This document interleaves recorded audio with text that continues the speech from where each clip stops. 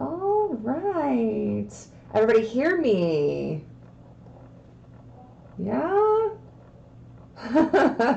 Yeah, sorry we had to take off last week. Just making sure that my mic, everything sounds good. You can hear me. Double check. Yep. Yeah, okay. Awesome.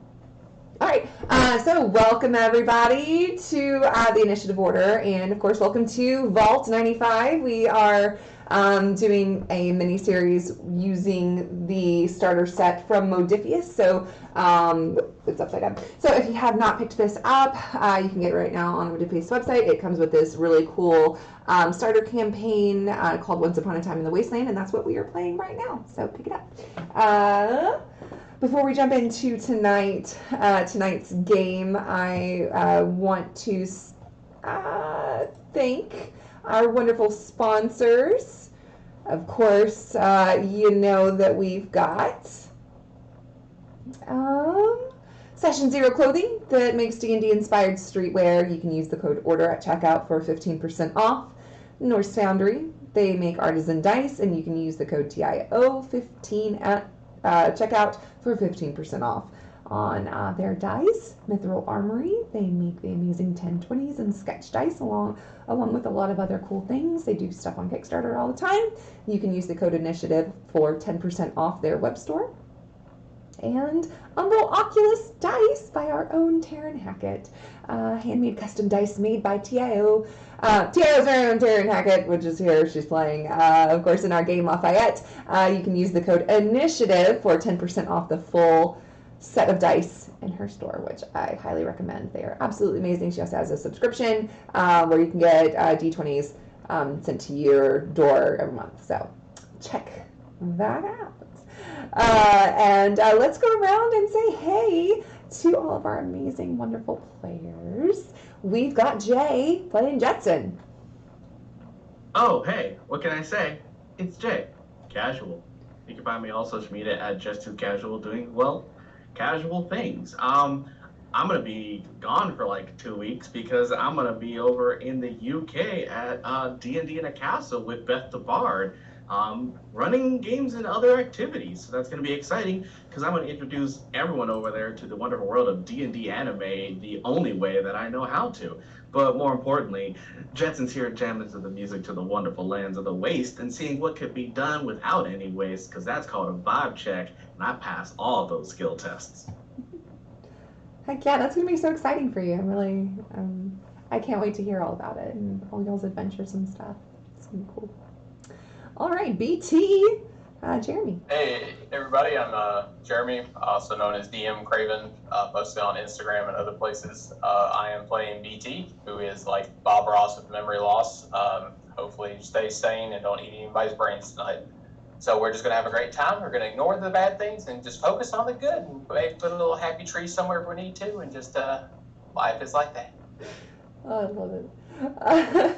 And like I said, Umbral Oculus Dice. Taryn, we've got Taryn playing Lafayette. Hey everybody, my name is Taryn, also known as Valrook across the socials, a generally creative human TTRPG player and GM, Eldritch Entity and Dice Maker under the moniker of Umbral Oculus Dice.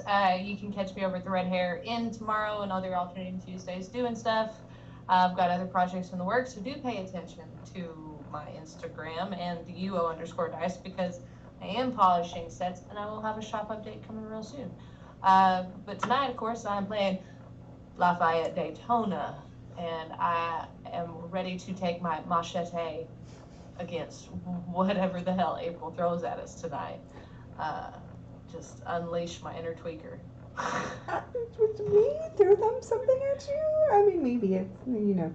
Lies. We saw the Instagram. It was just like this much of the set. I'm just kidding. All right, Anthony, who's playing Mahk. Hey everybody, it's Anthony. You can find me on social media, mostly Twitter, at Praying the Plague. Variety streamer, mostly doing stuff here on TIO for the moment. And I'm playing Mahk, he, him pronouns, a super mutant who believes that he is a vault resident and trying very hard to become one. And I've got a chip boy right here. Oh, can we see? Invisible chip boy, apparently, on my arm. Here for whatever comes next. That's so fun. I love that you named it Chip Boy. Like, I get a chuckle out of that. Okay, and Ben, who's playing Dr. Morstan. Last but not least is Dr. Morstan, who's here to be of service as much as possible. You can find me as Mountain Taker in the chat, as well as on Discord and some other places. Otherwise, Watkins Benjamin on the Instagram and the Twitter, which all the young kids are doing nowadays. And other than that, I'm here to have some fun and not die or get disassembled since I'm a robot.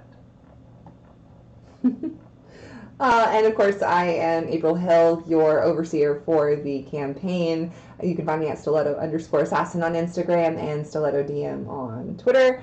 And of course, here every Monday night where we are playing in the Wasteland, at least for a few more episodes. But yeah, check out my Instagram and Twitter and all the socials to find out more about what I'm doing. Of course, we have the finale of Dust to Dust coming up, the season finale. So yeah, you're gonna want to stay or watch that because it's gonna be very interesting because Taryn has a twisted mind, almost as twisted as mine, probably more so, which is fine. That's why I love her. So let me type some things real quick into chat. And of course, we are also doing something special tonight. And over the next few sessions, if they survive tonight, we'll see. We are raising money for St. Jude Children's Hospital, which is one of my favorite charities to give to. We are joining with Fallout for Hope. They do this every year. I think this is their third year to do it. They've raised, I think, over $300,000 so far throughout their campaigns that they've done. So we will be dropping a link into chat if you would like to donate to that. We would greatly appreciate it. I believe we have a goal of $200 over the next 3 Mondays. So if you have some extra change you want to throw at us for a good cause, we would appreciate that. So let me see.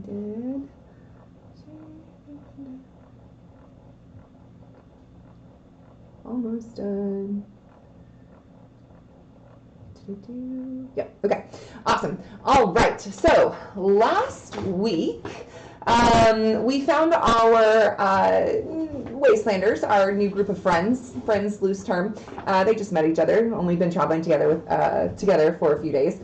They decided to look for some supplies at a warehouse that Rast, who is accompanying them to Diamond City, he said that he knew that this group would need supplies to barter and supplies to get all the way to Diamond City. So he said, hey, by the way, there's this warehouse. It looks boarded up.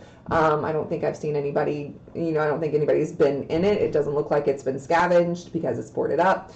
Let's check it out. Well, you did. Turns out it was full of ghouls.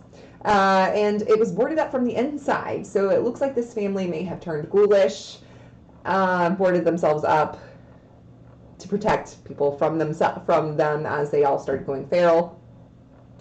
And then you opened Hell's Gates, and then they attacked you. But anyway, it did cause BT to have a little bit of an existential crisis, as BT is a new ghoul and sees these creatures that were feral as something that is very relatable to him. So he did have a little bit of a moment where some of the other Wastelanders went over during combat, comforted him, got him to rally, and finished off the last remaining ghouls. You scavenged the warehouse, found some pretty cool stuff, and yeah, you decided to continue on towards Diamond City and search for a Gek, where you told a woman that you found in Vault 95 that you would, it was her last dying wish for you to go find her friend and let him know that the torch has been passed to him and that he needs to find a place to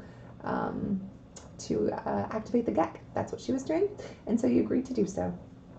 Oh, hello everyone. Thank you for joining us, everybody in chat. Oh, look, it's Ronan. So yes, so that's where we left off. Is there anything in particular? You still have several long, hot hours going through this bright day where you'll be continuing to travel to Diamond City. You're getting closer to the outskirts of it, but not quite there. So is there anything that y'all wanted to do, talk about? And all the players did level up to level 3 to start today's session. So yeah, the floor is yours. If anybody has anything to say or talk about, with everything that just happened. Quick one there. BT, like kind of off to the side a little bit, like as they're going along. I got a quick question for you. You know, I know we've known each other for about 0.5 seconds, but it's not real common for someone of your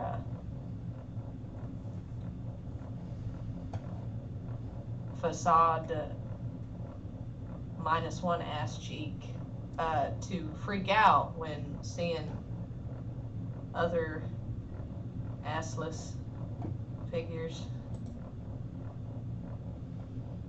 Might I just say, you have such a great way with words. I mean, it is just painting pictures. And sometimes you just have to allow the paint to break to see what's behind it. Is there a reason that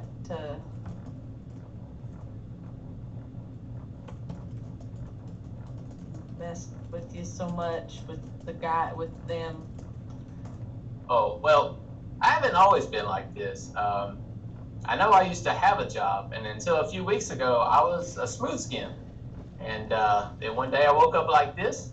The wife said I can't come back home, and then I kind of forgot my name.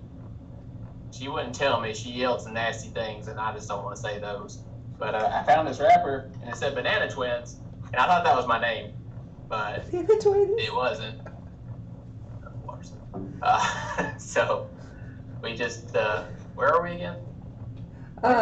Yeah. We're just walking, buddy. All right.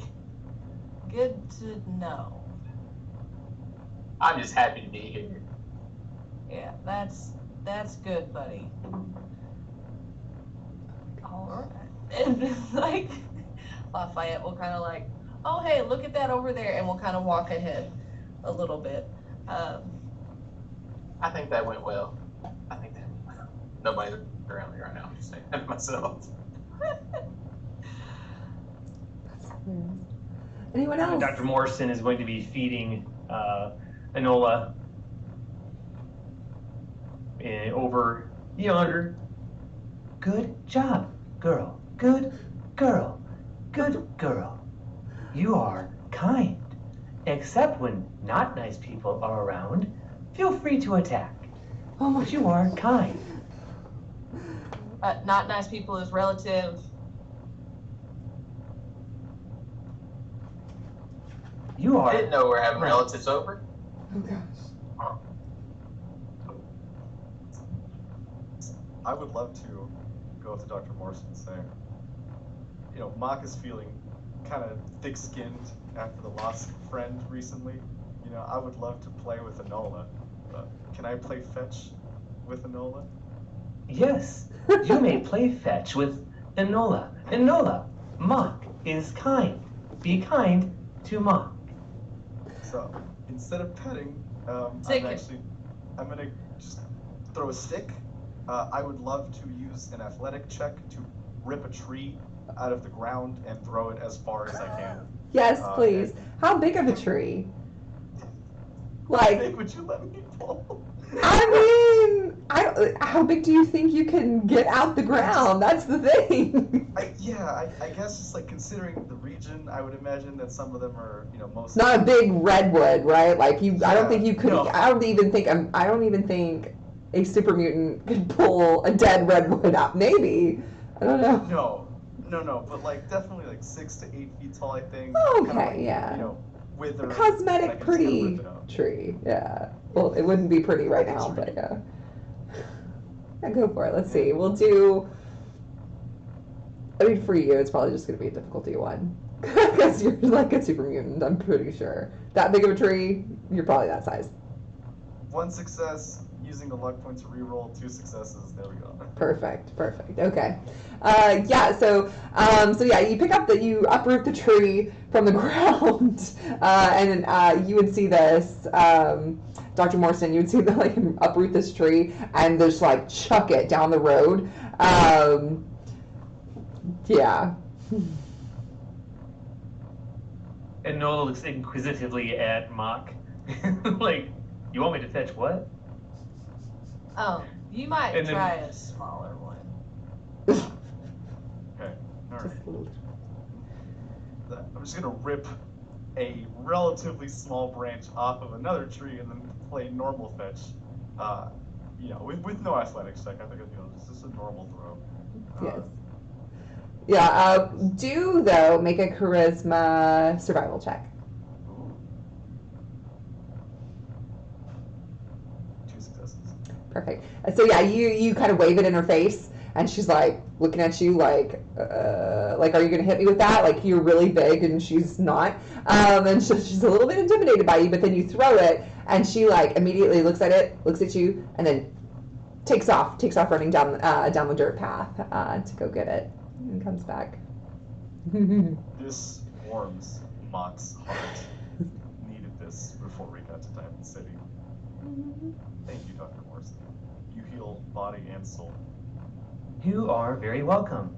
BT, you need a hug. That was very traumatic back there. What was? Oh my. But no, I didn't mind that tree being thrown. I think it was for a good cause. It was okay, Although I don't think the doggy liked it much, but sometimes happy little accidents are fun little adventures. Yes. Lafayette, how are you doing? How may I serve you? I'm doing all right. I'm just questioning a lot of my life choices right now. That's wonderful. Yeah. Jetson, do you have the vine? What's going on? All smooth, very nice, extra cool. Wait, there it is. We had a bass drop. Gotta always let it hit. Wonderful. Fuck is a Ross looks over and is just like shaking his head at all of you. Just, you all sure do know how to find a good time out here in these conditions. Where the fuck did I go wrong? It's Lafayette's just like walking. I am no psychologist, but it may have been when you left your parents. That can cause mild trauma to a child. My parents were trauma, but that's a story for another day. And it's Would like, you like to talk about that? nope, How did that make you feel? She said no. not good. No, I am so sorry. Would you like a hug? No. As Dr. Morrison glides over and puts his 2 pincers around her. There. BT hugs. There. It's a group hug. BT is in there. Oh, this is nice. You are kind and wonderful. Rast does not join in on the hugs. Rast just kind of keeps going down the road. I don't know what y'all are doing back there, but we got a little bit of ways to yet Oh, hey, to look. Yep. travel. There's a squirrel. As Lafayette will duck and runs forward.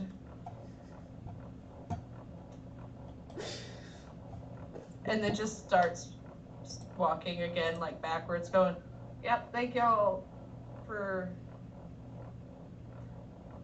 And just keeps walking. BT is just waving. I don't know how we got such a wholesome crew up in here, but... Enola, come, Enola. We should follow our guide.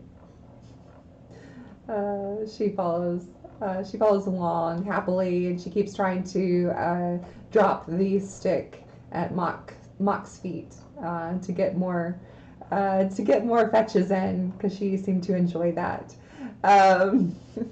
So you all travel together for several long hours through the bright and comfortable hot day.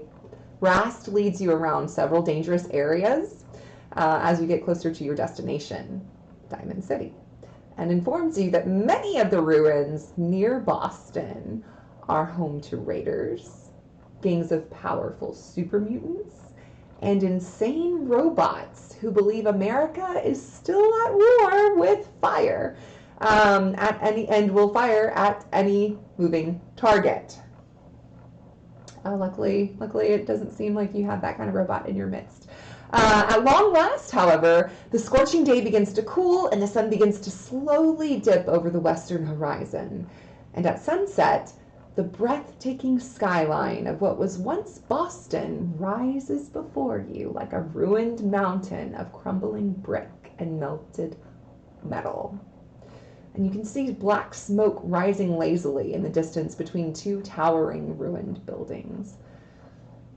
Rast kind of crinkles his nose up, taking the sight in for just a moment, and you see him kneel down to what appears to be a large manhole. And he starts, he forces open the manhole in the street, what seems pretty easily. I mean, this is a big hunk of metal. He opens it pretty easily.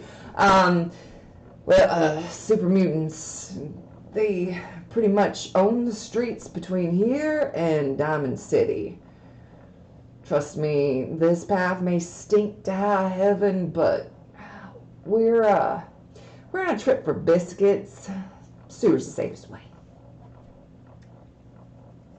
Let's not combine words associated with foods as we're going down into a septic system. And Lafayette will begin sneakily making their way down. Into the sewer? Mm-hmm. Okay. With machete and pistol in hand climbing down, and then once hitting the ground pulling out the machete. Okay. The sewer is full of methane. Might I make it explode? Oh, well, Please I don't. don't think that's going to be a problem. I mean, there's holes all the way, manholes. I think some of it escapes. I mean, if You have a gas mask. The others do not. They may fall ill. But you could also kill innocent people hiding in them sewers. Well, we wouldn't want that now. Kilson. I can be a tunnel shark, if you will, and hide within the tunnel, as I am pretty sure that the poison will not hurt me. It will not hurt myself either. I am concerned for Enola and Lafayette and BT and Jetson. Oh, it's okay. My nose is kind of gone. I don't know if you noticed or not, but it's okay. I won't have to smell anything. It's just fine. It's just a new adventure we get to go on with our new friends. It stinks like Jetson's dance moves down here. Jetson. Jetson stops immediately. It's like, did you just say? She was trying to remove your vibe. I think they call that a diss. I just want to say, I am so proud of you for engaging in such a wonderful conversation in such a way. You're getting it. A little back and forth, tit for tat is how you get it going. You just can't stop it from flowing. And then just goes full into back and just kind of keeps following. I regret everything. Oh my gosh. So Rast removed the manhole and he's shining his flashlight down. So Lafayette, you said that you were going first. Okay. Let me write this down. Okay. So Lafayette. Sneakily. Yes. We'll get into that next. So who would go down next? I believe Jetson is willing to follow immediately. Okay. Jetson's ready. Okay. Who would go after Jetson? I'll go after Jetson. Okay. Next. Who wants to be at the end? Mr. Morstan will follow down. Okay. All right. So that puts Mahk and Rast at the back. Yeah. You seem Yeah, too we're good excited when they're saying ready. that. Yeah. She's just writing it. Those are death certificates. That's what's coming No, up. you'll see why. No, there's no death certificates or shit. anything. So Rast is the last one to get down into the sewers, flashing his flashlight. It is very dark and difficult to see down here. Of course, and he will, once he gets down there, well, if you said if you were concerned about the methane or radiation or whatnot, I think, what'd you say your name was? Jetson, right? That there, that there device you got on your arm, that thing has a Geiger counter on it or something, right? Like shows you can read radiation. That it does. I've got it going through my earpiece, making sure I know what's going on. I know the current levels of radiation as well as my vibe check. I got frequencies, lights, and everything I need in between.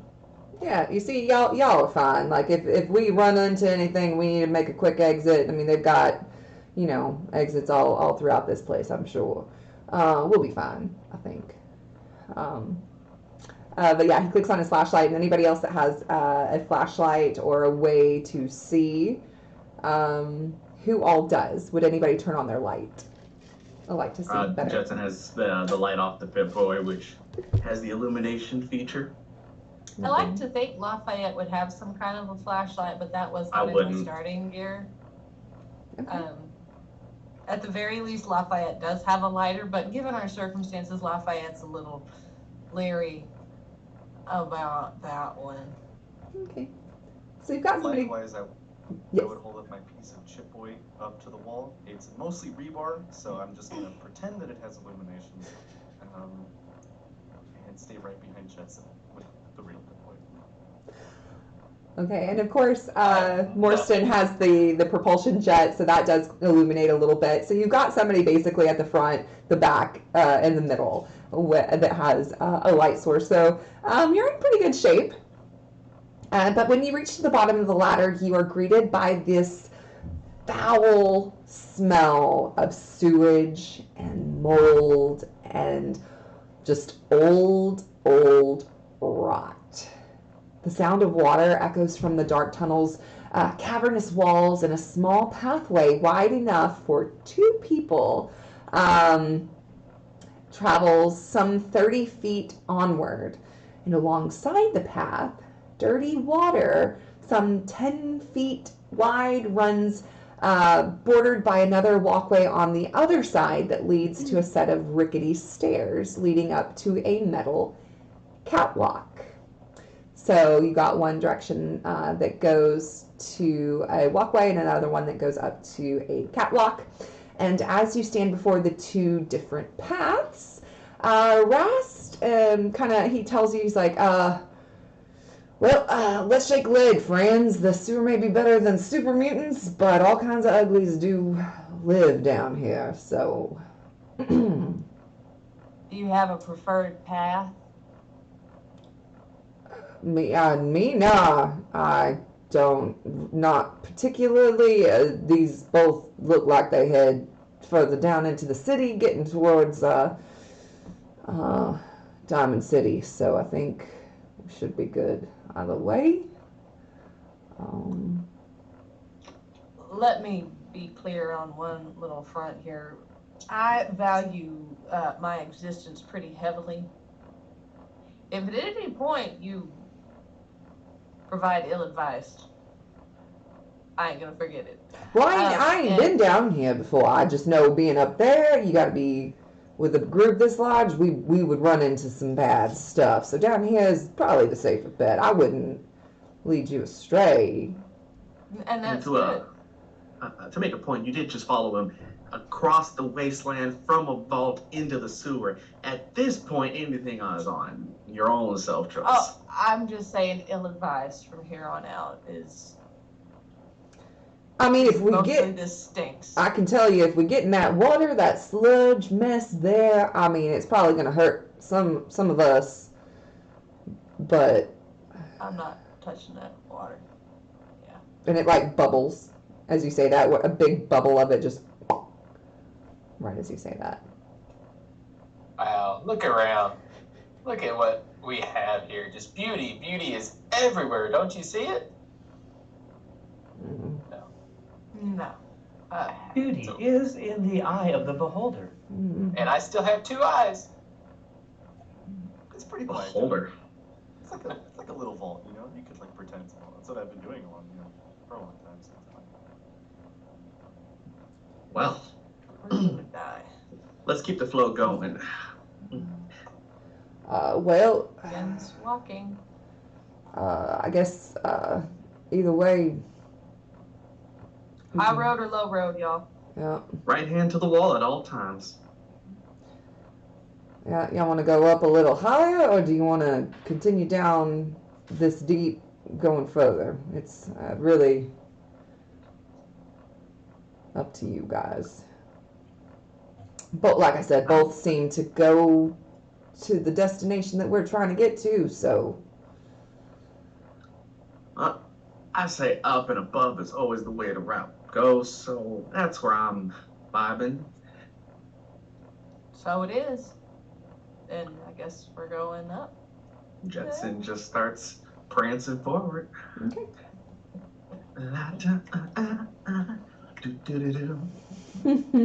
May I suggest, Mahk, you pop your head out since super mutants are known to roam the streets. You would be like one of them. You would show no threat. Perfect idea. I'll copy those iBots that I see around, but it'll just be me and my thick neck.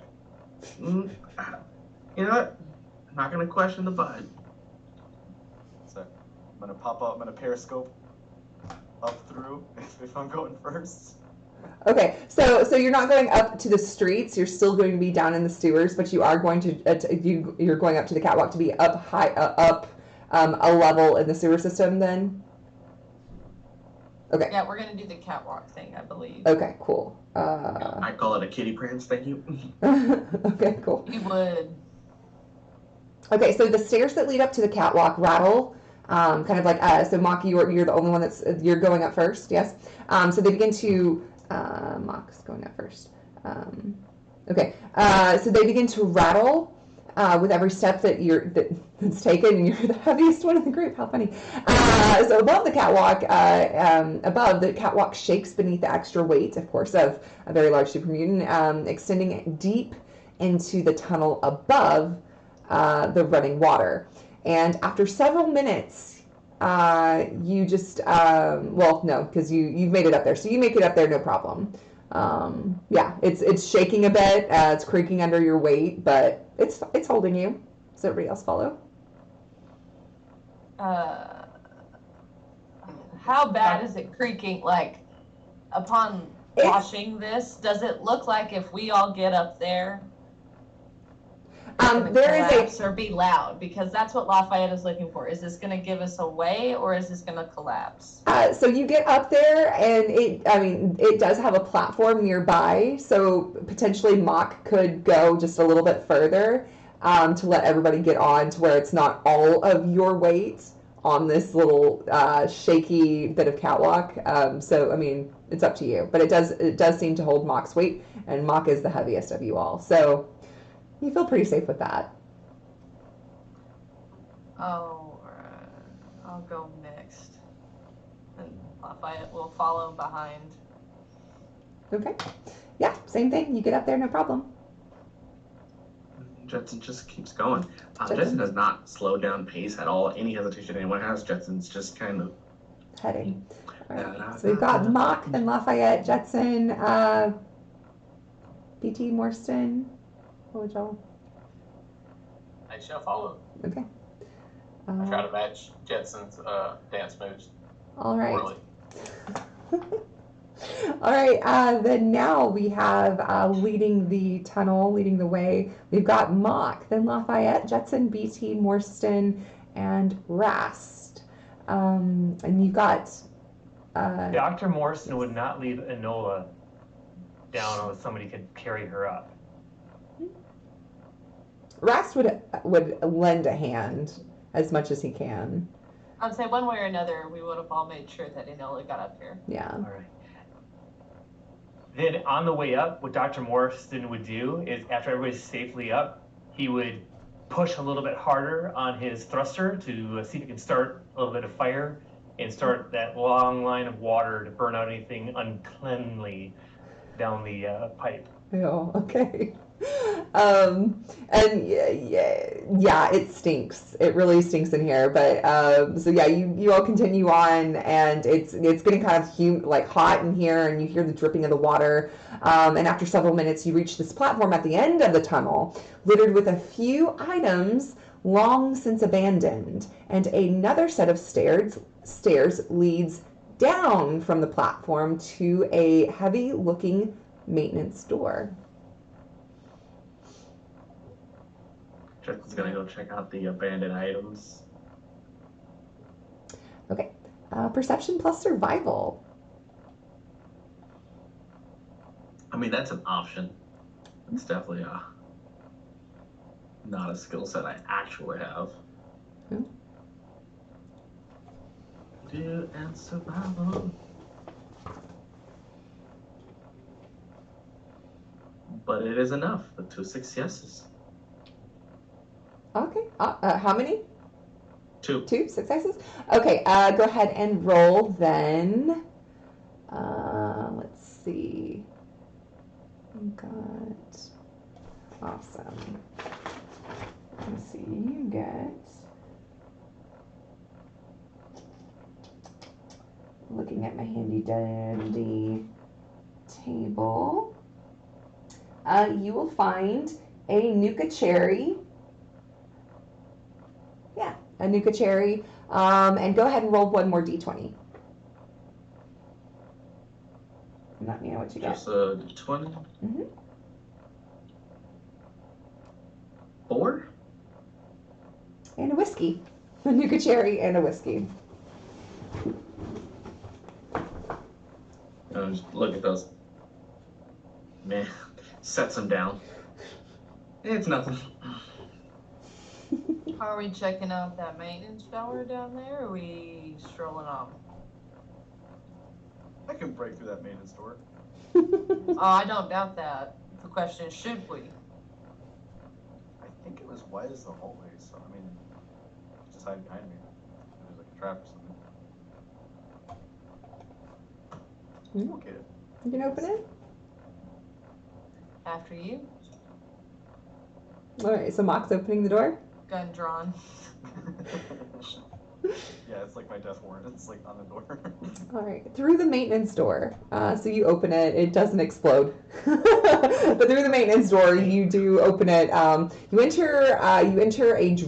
enter into this dripping chamber lit by hanging fluorescent lights. It's a little bit lit in here, and the lights are kind of flickering a bit. The room is covered in ankle-deep brown sludge that seems to be spilling from a connecting tunnel to your left, and sitting beside the tunnel entrance is a large red metal barrel marked with the symbol of yellow flames.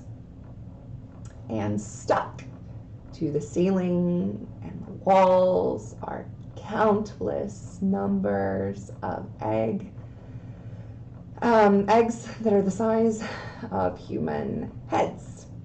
The grotesque eggs throb and pulse with the slow rhythm of a heartbeat.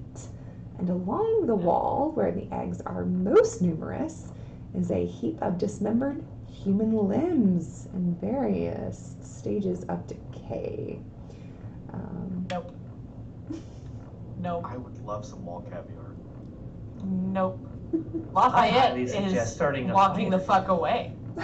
Lafayette is walking the other way. But Does not even fucking hesitate, just turns, says nope, nope, nope, nope, and is walking away. You know, if I was to paint a picture of bad things, I think it'd look like this, and I just don't think I want to come in here. I'm slowly backing up. You do see that there are tunnels that lead from this center one, though. That you could potentially use the walkways to go in different directions in this large room that has the eggs and stuff and the fluorescent lights. Is that barrel open? I agree with Jetson. It's not open. I believe It you looks are all contained. seeing it the wrong way. No. The barrel looks like it's Bucket. intact, and it looks intact and whole. Dr. Jetson, let's start a fire and lock the door and burn that baby out. Or we could just walk away. I might be able to take a little crack with that barrel and make something that goes a little kaboom boom. You know, if that's okay, we can. I think I can manage that. Detours that go right there. Y'all are putting me in a really bad position because I never thought I'd have to fucking agree with Jetson here, but walk the other way. Like, we could just keep going and then go that, like, you don't have to deal with it. It's decoration, it's wall art, that's all it is. It's postmodernism decoration. You hear tiny little skitters. You Lock- see tiny lock little that skitters of door. movement in the water, bubbles. Lock the fucking door. Lock that door. Lock that damn door. Lock. I want to blow up the barrel. I think your voice box is a little. You might want to clear your throat. Yeah, of course. Did you? So did fearful he there. do that? I'd love to walk outside and, you know, I don't know how to lock things, but if you mean, you know, bend the metal shut together forcefully, I could probably do that. We could just not worry about it and just move on with our day. This is your fault. You want to stop and look at shit. Now we're looking at fucking splody barrels and fucking wall eggs. This curio was too curious. I'm just gonna leave. So the catwalks goes further and like splits into different paths. If you went back to where you initially were, there is a different path that you can take. So you could either come up to the catwalk and go this way, which is higher up, or you could go further, which stays pretty deep in the ground. So. But so this way's a dead end at this point? No, it from what you can see, it has tunnels that branch off in this room. Just from what you can see, Yes. where you are in the doorway. So we're gonna From take the room. You see, yeah, we should go through the room to the tunnels because here's my understanding on how things work. We took the upper route, which led to this cluster mess as you feel the negative vibes from it. But if the other route goes down, the natural law of creepy is that worse is always lower. So what This I'm is the ones that hearing are up. is let's make boom boom. Yes. BT really wants to shoot that barrel. BT, for the love of God, please blow up that barrel. But I need you to throw that, and Mahk, I need you to be super fast about closing that damn door. I bet my eyebrows will get this right. Okay, before you do this, I'm just gonna check the main store and make sure that it's like a blast proof, that I know that it's not about to just throw this door back at us kind of thing. I mean, I'm stepping off to the side. I don't know about y'all. It's a metal door, but it does look rusted and very worn and.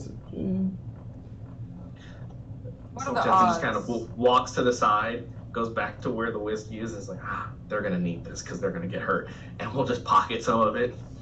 Ooh, I tell you what, why don't you give me that whiskey and I'm gonna make a Molotov cocktail. I was gonna use this for medical kits. Oh, we're about to make some medicine.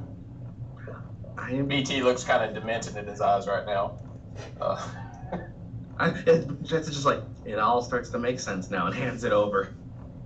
All right, so I'm going to take this off, and we'll just tuck my hair down in there, and now we got a nice little fuse, and let's make some noise. I cannot remember. Let me look up the. What exactly are you throwing? Where are you throwing that? So we will use my hairpiece as a fuse in the whiskey, Oh. and aiming the whiskey for the barrel of fun times. So you're And I'm trying. also a demolition expert, so Okay. Let me look up. Molotov? Yeah. Option 2, I take this pipe gun and I shoot the fucking barrel. 120 is a 4 good dice, problem. persistent, medium thrown. All right. but I've already used my hair. There's no coming back from that. Okay. Yeah, it does 4d6 or 4 dice damage. Cool. And it's explosive. Yeah. April's gonna kill us. What? I wish to make an emphasis. Jetson is not in the immediate vicinity. Yeah, no, Lafayette is giving the door a good 10 feet. Explosive perception. Based off of Dr. Morstan's intelligence and science, could he figure out what these things are? I mean, you could try. You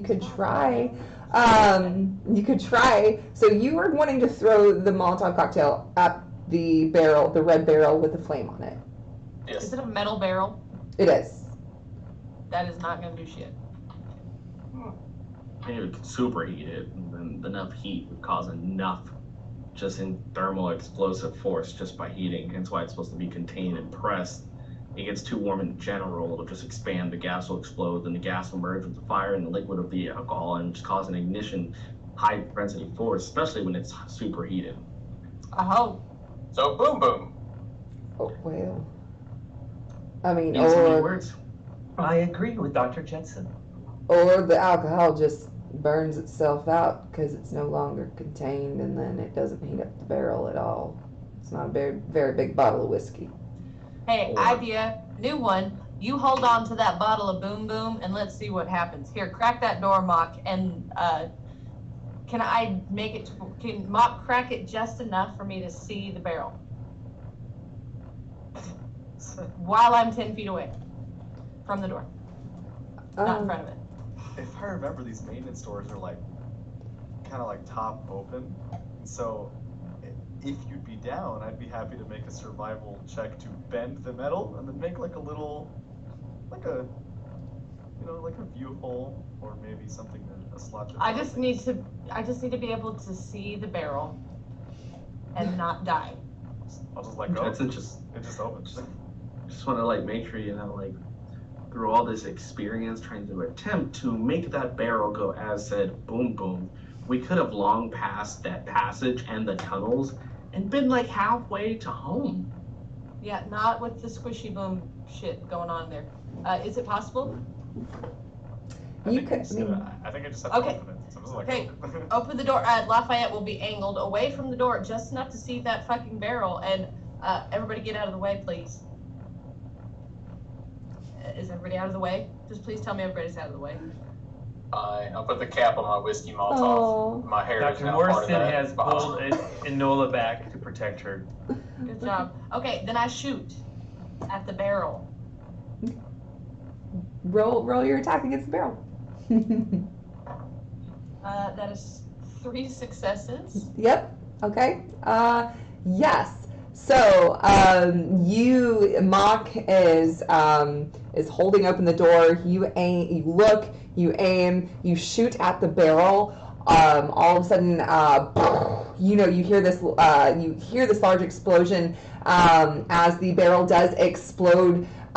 You are far enough away that it does not knock you back, and you're far enough away that you're not in the blast radius.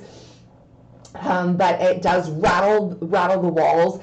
Bits of debris start falling down from the ceiling. The stench is now amplified from the burning and the residue, and you can hear little pops as the eggs start to explode, and screeches as as little babies are trying to crawl out of the eggs. Dr. Morstan, you were saying that you were trying to deduce what these are, yes? Yes. Okay, why don't you make, let's see. Actually, you know what? No, I think that most of you, especially now that you can see, especially Dr. Morstan, like now that you see them crawling out of these eggs, you had a suspicion of what these are, but you now that you see them, little creatures trying to crawl out of the eggs and being crispy fried, these look like they are tiny little Mirelurk eggs. And they completely, all of them are popping, hissing, popping. Some of them are crawling out, screeching in fire. The stench is disgusting. And then you see coming from one of the back tunnels, a gargantuan dark shape appears, and it skitters into the light on crab-like legs, as thick. BT, pull that Molotov. This is what I was talking about. Oh, it's going to be on time. That's absolutely no pressure. Just like an angel's wing. Let's light this baby up. And these these crab legs are as thick as tree trunks, and it screeches in fury in an ear-splitting sound that echoes into the distant sewer tunnels. The sludge-covered monster looks like the hard-shelled crab mutants you encountered previously, that are coming out of the little eggs, but is the size of an elephant. It stares down at the intruders as it's looking around, seeing its babies being burned alive, and it can see in the dark, and it's looking at the intruders, you guys, with alien black eyes for a moment, opening its massive pincers and snapping them shut again with a decapitating force. And a second later, it begins to charge forward on its clacking legs as long antennas are whipping about wildly. Give me one moment to pull up exactly what you are seeing. I blame you, Lafayette. That's fine. I blame you, Lafayette. Getting that wall caviar after all. I'm not As Jetson grabs the nuka cherry and is like, I don't care anymore. Let me be very fucking clear. There are two things in this world that Taryn does not mess with. Bugs and deep water. These are bugs. They are fucking sea bugs, and I'm not dealing with They're them. crabs. Sea bug. Same thing. No, shrimp are sea bugs. Crabs are more like Sea bugs. They're sea arachnids. Same. Sea arachnids. Biologists. That is true. The family same. reunion. It has crabs and spiders coming into the family reunion. Second cousins. No, paleontology background? Yeah, no, bugs. They're fucking bugs. Their guts look like bugs too. What? Huh? I have So, to dissect them. It's not edible. I don't know how people eat it. for reference, for size Butter. reference, let me show you. Lafayette, this is you. Melted butter. There I am.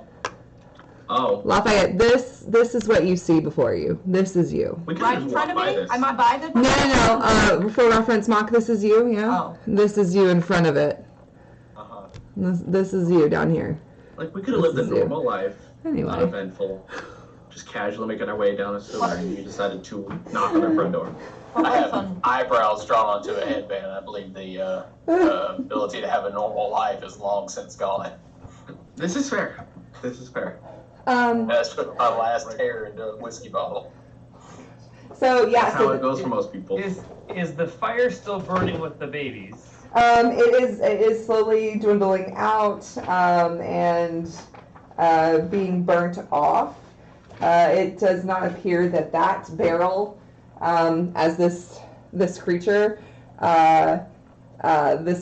was in another tunnel and not in the blast radius, just like you guys were not in the blast radius. It doesn't appear that it affected her any, just her babies.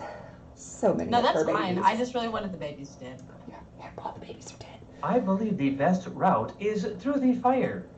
That is a big mama. I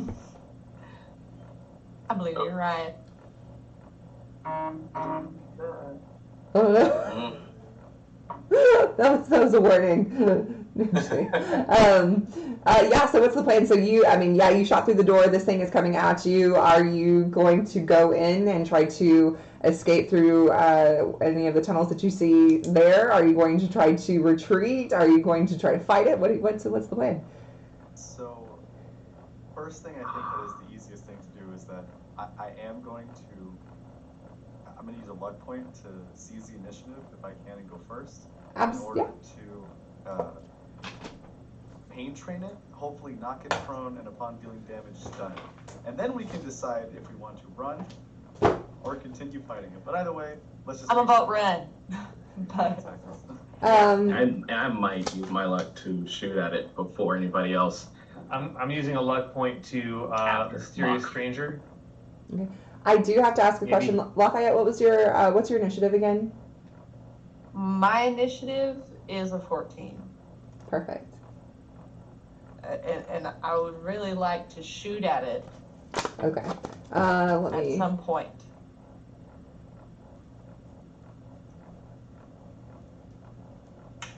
Because I can make multiple shoots.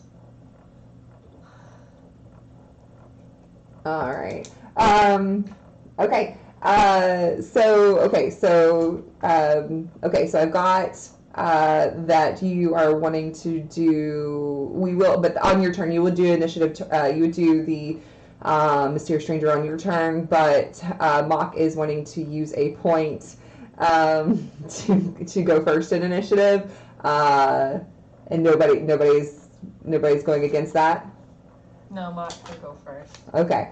All right. And then I know, Jay, you said that you did also you're going to want to shoot it. Yeah. So, okay, Mahk. So, yeah, you move the door aside. Lafayette blows up this barrel, killing a bunch of Mirelurk babies. Then out of one of the back tunnels, lurching forward, you see Big Mama, coming in and looking to kill whoever messed with her babies. What would you do? Okay, so this is pretty scary. I'm gonna throw my hands up in the air and I'm gonna Drax run straight for the queen. And I'm Are you going to go into the sludgy, yucky water? Okay. yeah. I'm cool. Yeah, thankfully, I'm cool with it. Okay. He looks too happy that you said yes to that. Oh well, he's super mutant. It's fine. So you're gonna use your minor action movement to step into this to move into the zone. You run up to her. Yes. Arms So, waving. Can I use Pain Train to charge as a major action? Absolutely. Yes. Yeah, and then when I'm in reach, going to attack and hopefully knock them prone. If I get one effect, stunned. Let's see how it goes. You're gonna try to knock her prone? Interesting. 3 successes, a crit, and a pass. Yeah, you barrel into her, and it does damage as well, yes? Yeah, it's just a normal attack. Okay. As well. However, you notice that she is not able to be knocked over. As you That's fine. slam into her, she cannot be knocked prone. And then we roll damage now. Yes. Where is the damage? Because I just can't see it.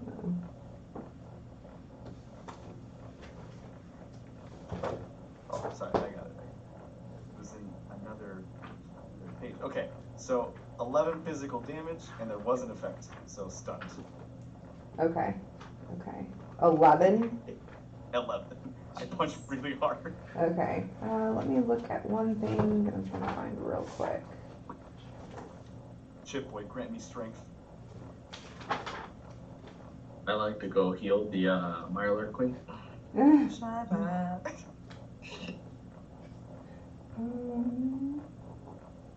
I would very much like to provide cover fire for Mahk.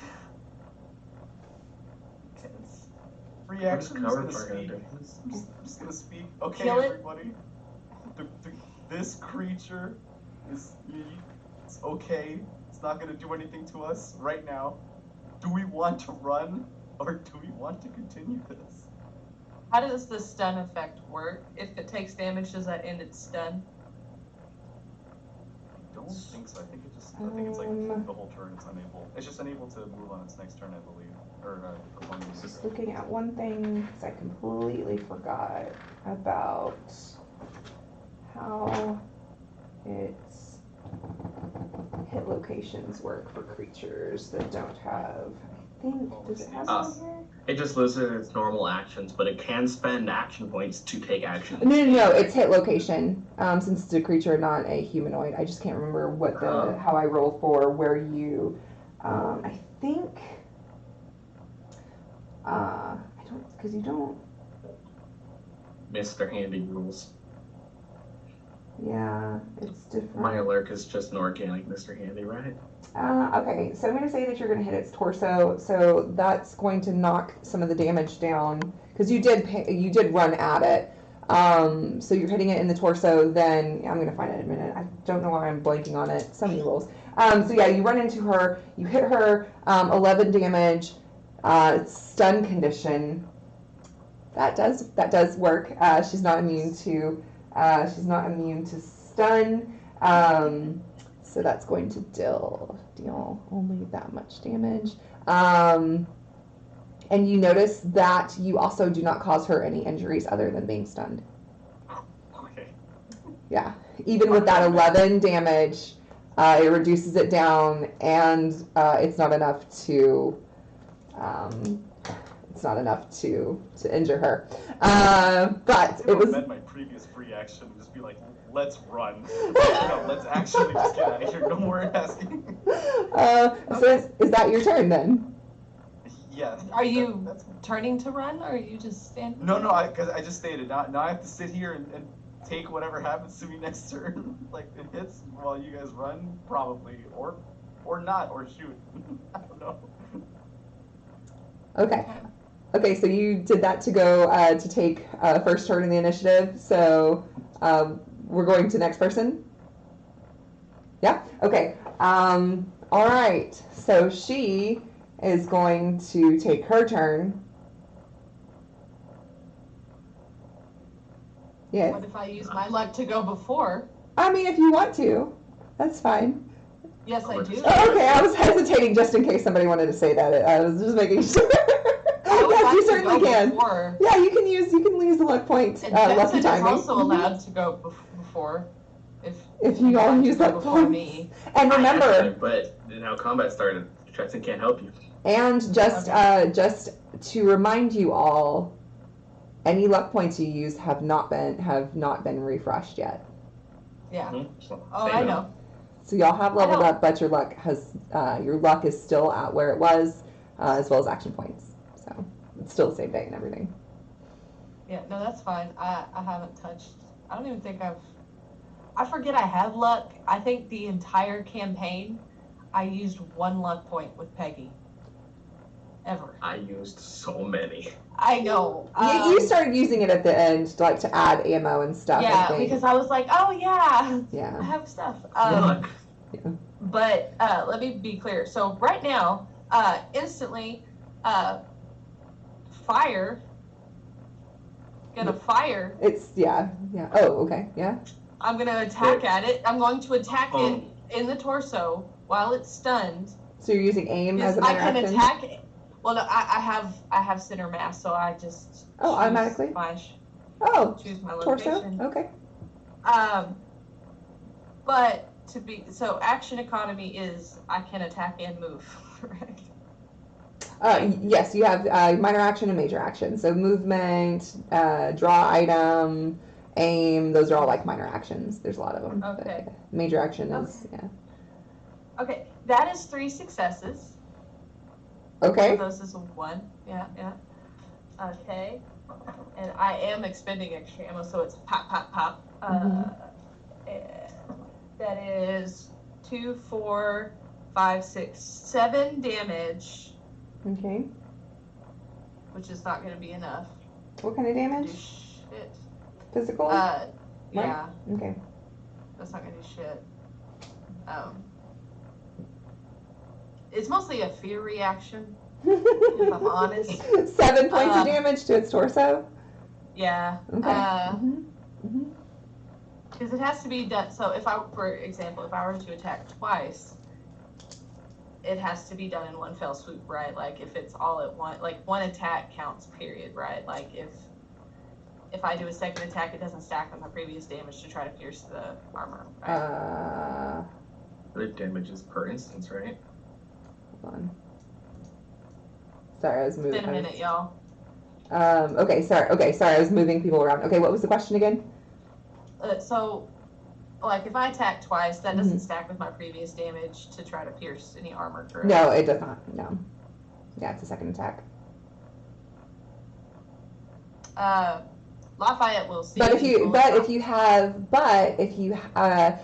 If it has multiple, if it's fire rate, if it has a fire rate of more than just 1, then that could potentially up. Oh, I did that. Okay. Yeah, that was Well, my yeah, that was the one thing that you could do.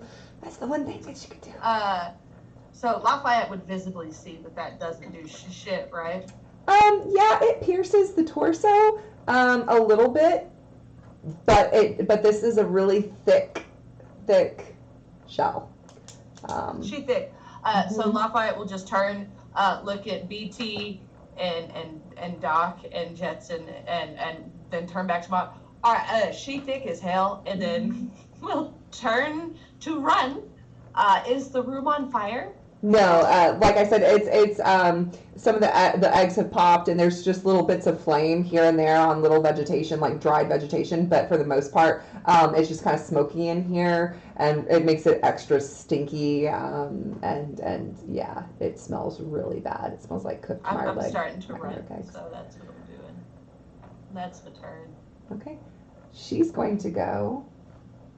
Unless somebody wants to go and not. Of course, she's stunned. Remember, she's stunned. Which means I just have to spend action points. And I feel like I have to have my turn to have these questions answered. That's fine. She can go.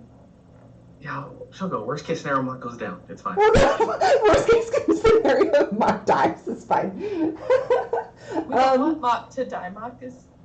I can pick him up later. Gem. Yeah, I got some DR. Jetson. We'll just find him downstream. I will spend some of my AP to take a major action, although I am stunned. So I am going to use some pincers against Mahk. Hold on. That's gonna be one success. What's your DR? Yeah, 1. Okay. That's going to be. Oh God! Oh no! April, It's take to it your back. head. It's to your head. So this gargantuan Mirelurk queen, and you can see one of her pincers actually looks broken. This was before the fight, so she looks damaged. She's not a full health one, from what you can see, but she pinches at your head, grasps your head in her claw, and she's going to deal some damage. 1, 2, 3, 4, 5, 6, 7. Oh, okay. Some, in quotes. 2, 4, 6. This is like when a DM casts a 9th level fireball and they just won't stop grabbing d6s. 7 vicious physical damage. And it is going to do the vicious because I rolled an effect. 7 plus 1 damage. Yeah. Anthony, you need to create a character. So 8 physical damage. Okay, so I only take 5. That's only a third of my health. It's not that bad. Do you have anything that makes a 5 not an injury for you? No, so. Oh. So you take a critical injury to your head then, which means it causes a stun effect. That's karma. Yeah. She's like, you stunned me? Yeah, dazed. Yeah, you're dazed, technically. So oh wait, no, you're not stunned. So dazed. Lose your next turn, which is basically the same thing as... That's worse. Yes, and all tests relying on vision increase by 2. So she takes your head in her pincers after you run up on her, and she like squeezes real hard and like snaps you around a little bit. I'm sorry. Y'all said she could go. So she has now taken her turn. That's all she's going to do for her turn. Then Morstan would be next in initiative, unless anybody wanted to. Nope. You good? Okay, Just trying to Morstan. watch everybody burn.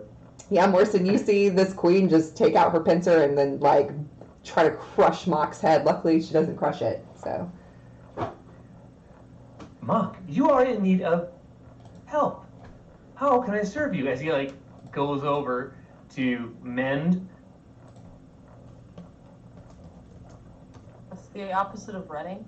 So you're Yeah, going to go go up ahead. to where she is and where Mahk is? Yeah, Yes, well, you see, Dr. Handy has to heal. And what are you doing with your dog? So I would like Enola to be a seeing eye dog for Mahk. Oh. If he can't see for a little bit. So you're having her get down into the sludgy, radiated water? What's her HP? That'll her kill DR? her. Yeah, this is some pretty bad sludge. All right. Don't do it. Don't let her in the water. I won't. So, all right. So Dr. Morrison, he starts his thruster and yells back at Enola, "You will wait for me. I will be back." As he goes and it starts administering first aid to Mahk. Oh, okay. So she's gonna stand up here, kind of by Lafayette, and you're going to go and like hover over the sludge and the yuck. Okay. I'm moving a little bit closer. Go. Okay. That's fine. Okay. What do you do? So I'm going to use, I've got a sweet perk of healer, as well as I've got a mod that allows me to diagnose, so it's going to reduce my difficulty for medicine tests by 1. So I'm going to use the, I'm going to try to heal Mahk, bring back some life. So glad I took Barbarian last time. Yeah, dog meat is not immune to radiation, by the way. I just looked at her stats. Yeah, somebody was asking in chat. So sorry. Yeah, RC was asking. Okay, so you're going to. You said you were using your healing. Yes, healer perk, and then I've also got as a Dr. Handy, the diagnosis mod that reduces my difficulty in medicine test by 1. Perfect. All right, roll your. Oh wait, yeah. So he does have 1 injury. So if you're trying to do first aid, it's a difficulty of if treating an injury. Spend 1 AP. Okay, so you're trying. Are you trying to treat an injury, heal, or stabilize? You can only do 1. So you're trying to treat the injury, which is just 1. Treat his injury, yes. Okay, so that will be so you just roll your d20s and you're trying to get 1 success to treat his injury to make him not stunned anymore. So I got 3 successes. Oh, perfect. Okay, cool. So yes, that does treat your injury. So yeah, Mahk, Dr. Morstan is able to come over and kind of course correct where the nerves are pinching to stun you. Yes. Going to sorry, go ahead. You could use action points to take another major action if you wanted to try to heal him as well, but that's totally up to you how you want to play this. So I'm right next to Big Mama, and Mahk is no longer stunned, so he can take off and run. All right. Let's check out this other perk. Would I be able to expend that luck point now? To do what? For Mysterious Stranger? Absolutely, yes. All right. Expend that as well. Okay. And is that considered a minor point, or is that just a perk? That's your perk, yeah. So that's just something that you have, yeah. It is what it is. Required. And then I'm going to take an action point and yell at Mahk, "You had better run." What a gasp. Head back towards Enola. Oh my god, be like, "Thanks, Doc. How are you, an apple?" Okay, so you used your minor action to move into this zone. So you would have to. So you're using a minor action to move out of the zone. Okay, perfect. Yes. So y'all are down an action point then. Well, actually, no. You rolled 3 successes. So yeah, y'all are flush again. So let's go back. Yeah. Jupiter. Okay. Good girl, Enola. Good job waiting. I said I would be back. She looks very scared. Like, and everything is still, like, stuff is still falling from the ceiling, debris and stuff. And this monster is, like, yelling, and it's causing the walls to shake even more. Jetson, it's your turn. All right. Since we're down this tunnel, Jetson's going to activate big brain mode and is going to take off, just, like, unplug the headphones and earbuds for a minute and just kind of listen to sounds. My goal is to determine a few factors. Mentally recall the location to which Diamond City was, where we are, to geolocate based on the flow of the sewer system to determine the most probable route that we would need to take in this branching area. Basically, I want to find out which way we would have to go if we were to go down any of these 3 tunnels. Okay. Hold on one second. Let me tell you something. I know asking a GM a question like takes obtain information is an action point. You let me know how many more I gotta spend to make it happen.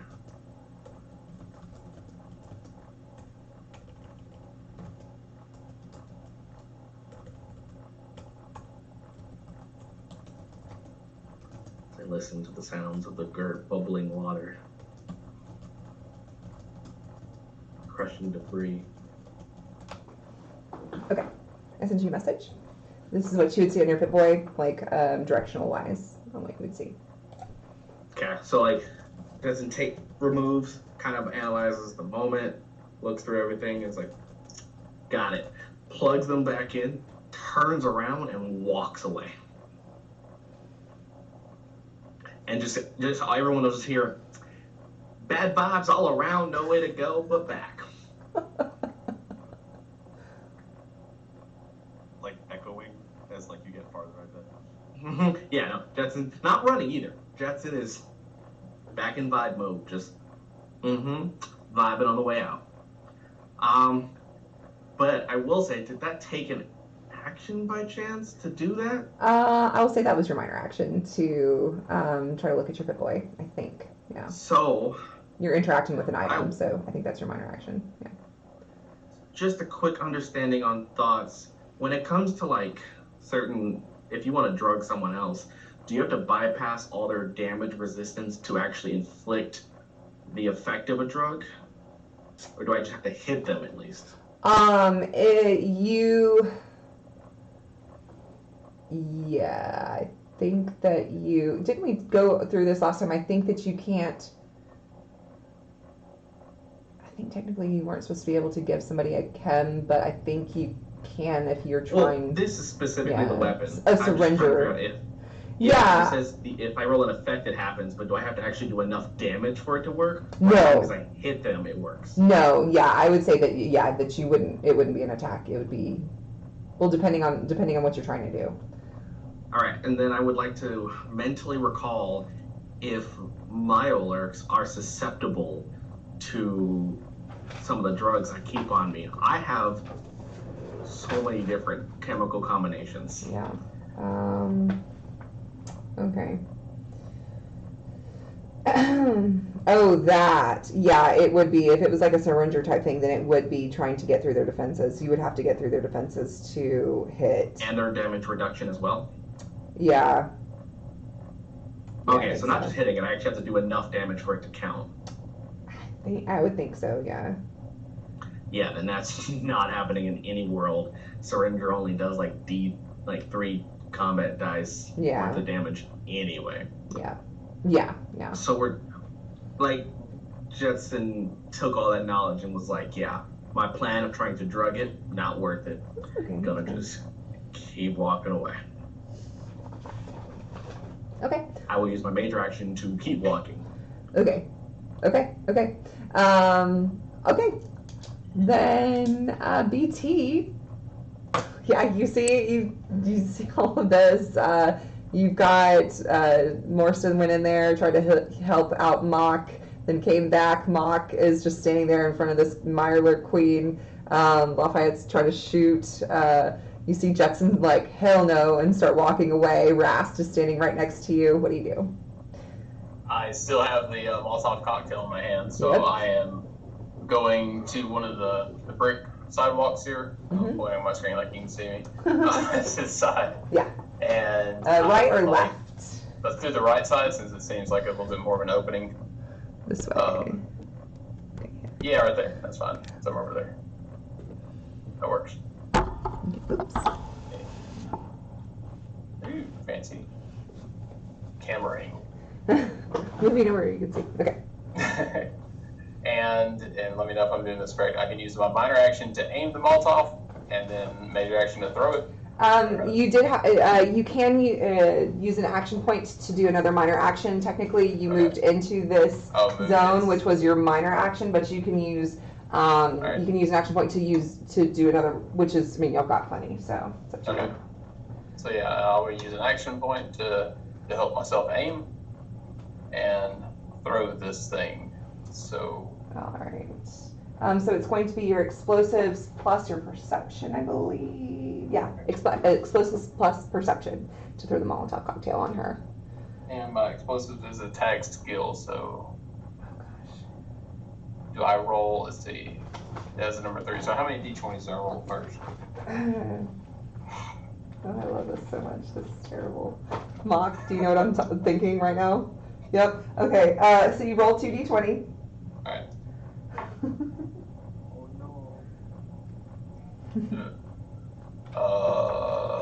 So I got a 19 and a 17. What's your explosives and your perception? Let's see. Explosives gives wise quality. The attack gains 3 efficiency, so that doesn't help there. It's like Explosive. What's your explosives number? Do you have any? Right. Do you have any in your explosives? 3. And then what's your perception? 6. So I need a 9. 9. 9 or below. So, and the difficulty is.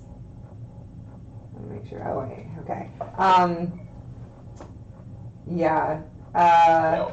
So yeah, you can spend a luck point to re-roll one of those, if you'd like.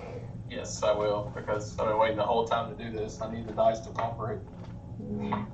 Or a luck point to re-roll one of them, or 2 luck points to re-roll both of them. I used 1 luck point to re-roll, and I got an 8, which is below my number. Okay. Her defense was a 1, so yes, that would hit. Alright. And then Molotov is 4, so is that 4 d6s? Yeah, the Molotov cocktail is 4. Yeah, it's 46. So, sorry, buddy. Them's the breaks. Alright, so. I got a 1, 1, 5, and 2. 1, 1, 5, and a 2. So that's 5 points. 5 points of energy damage, plus the qualities, which is blast, and I mean damage effects, which a damage effect is persistent. Yeah, which is persistent. So you get the 5 plus the persistent, which is weapon damage again at the end of their next turn. Oh gosh. Okay. I'm also a demolition expert. When I make an attack using a weapon with a blast quality, the attack gains vicious damage. Does that apply here? It also applies to Mahk. So Mahk, you take 6 points of damage. And this will be to your right arm. So you throw this Molotov cocktail.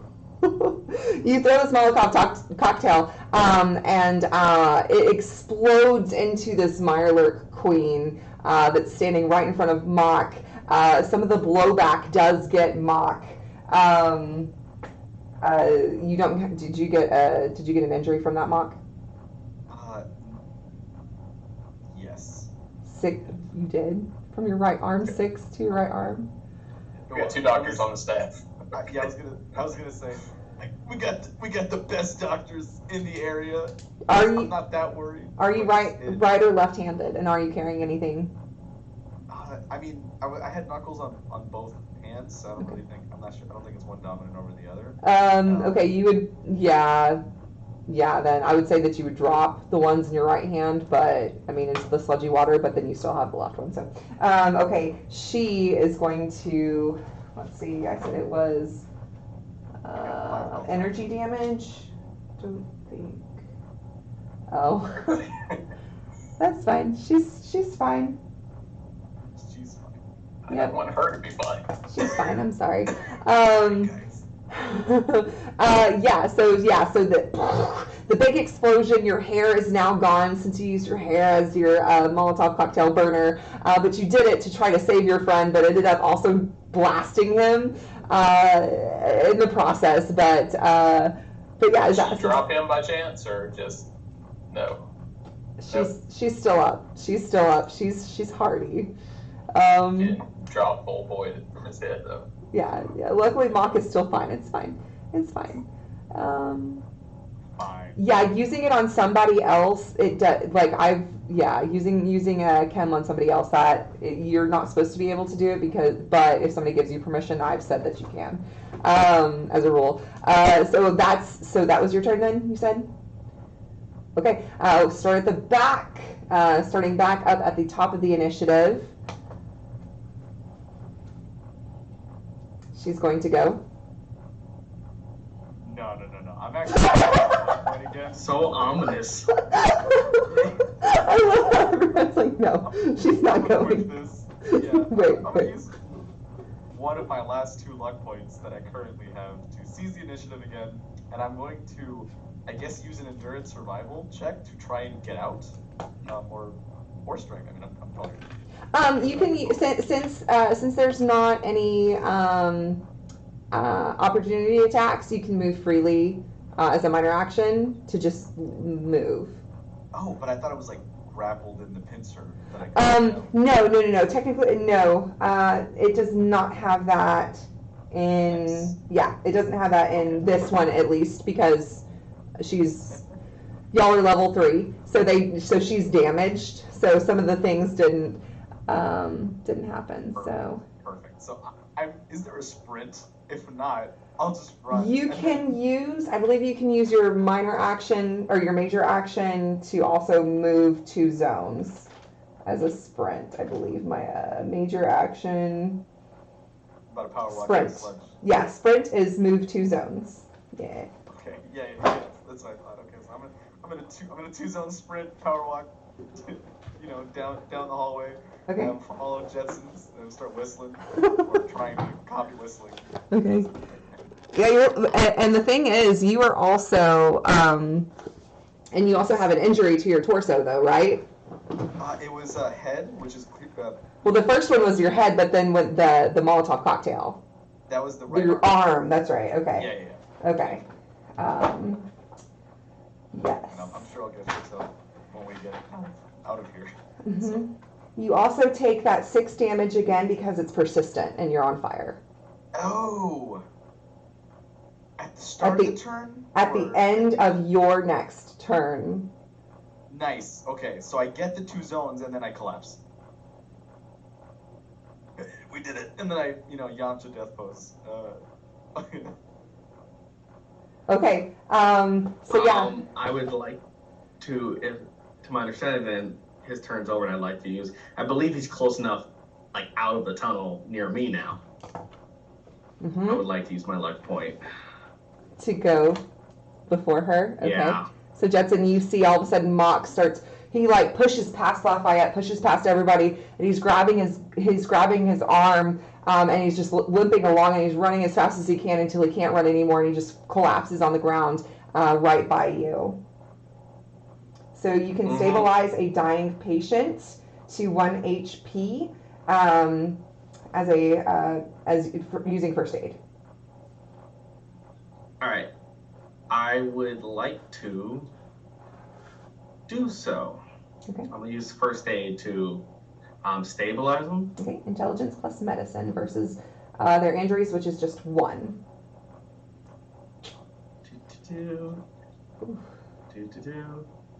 I don't think I need to buy an extra dice. I should be fine. Alright. So yeah, that's one success. Okay, that's all you needed because he's got one injury. Because luckily his other injury got taken care of by Dr. Morstan. And I believe I could spend action points to also make healing take care of an injury. Yes, so what you did was you stabilized the dying patient to 1 HP, so Mahk, you now have 1 HP, so Jetson is down there, he's administering aid, and yeah, so you have 1 HP, however, they still have 1 injury to their arm, so you can use 2 action points to, again, do first aid and try to administer first aid to his arm.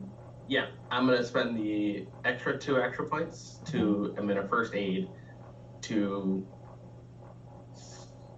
Let's just try to get rid of the injury. Okay, that's again intelligence medicine versus... Actually, wait, I don't even need to do all that. I actually have 3 stim pack. I'm just going to go jab him with the... 4 HP. I forgot I had that. Perfect.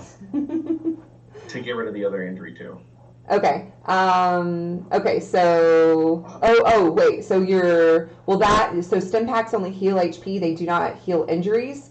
So what you can do is, as first, you can. So if you spend 2 action I'll stim points, pack to stabilize. Then instead, you can use first aid. Yeah, you can use first aid plus stim pack to do both at the same time. So it would be 4 HP, and then a difficulty of 1 for that injury. So for intelligence medicine, so I will you can do both. that.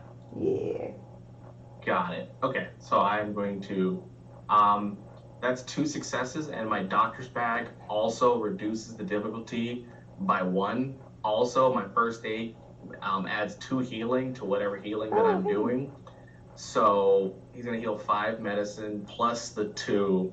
So he should come back with 7. 7. Thank goodness. Oh, and no injury. Oh my god. Todd, thank you so much.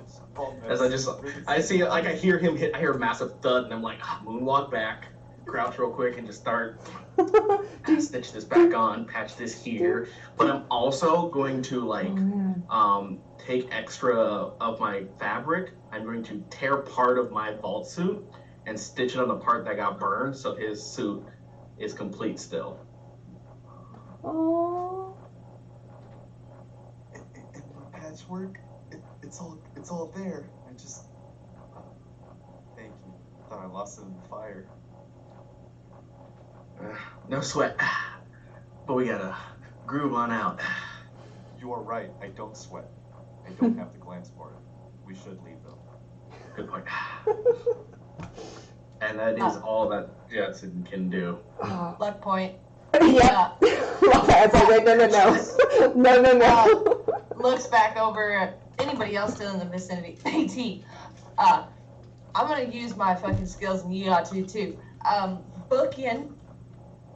So at that point, Jetson and Mahk will just see a scrawny, androgynous fucking redneck hauling ass. Just beep. All right. So you're using sprint as your action? Yeah, and minor action running. I am Forrest Gump out that hoe. I love you guys so much. This is great. That's my turn. All right. Sorry, I love y'all. But not that much to die. I love Lafayette more. I'm looking up. Oh gosh. Yes, on your next turn, Ben. Okay, so somebody else is. Oh, you said you're doing yours, BT. Luck. I'm tapping in. Yes. Okay, use the luck point to take your turn then. Okay. Okay. I will look at the situation and be like, well, anytime you learn, you gain, and I will GTFO. All right. And look at it as fast as my one butt cheek can go. We were running. We were running, and we just kept on running. Oh gosh. And then one day we stopped. Oh gosh.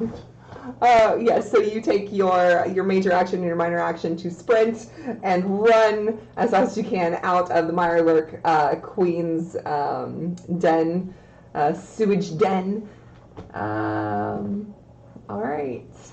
That leaves us with Morstan, but her turn is next. So should I take her turn? Come on, Ben. I Ben. think, well, Dr. Morrison will engage the luck point. Okay. I was like, I can take her turn. It's fine. But when entering the area that was full of the Mylark babies, Dr. Morrison would like to find one egg that wasn't damaged or hurt and be able to secure it and place it outside between him and her. Okay. I want you to make a survival and luck.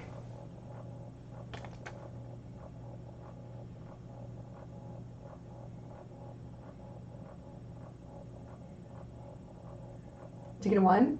Did you get an at 1? 2 Voltex. You got 2 nat 1s? Gosh dang it! I was not going to say what you were going to get. Is survival one of your tag skills or no? It is not. Okay, but I mean that's still 4 successes.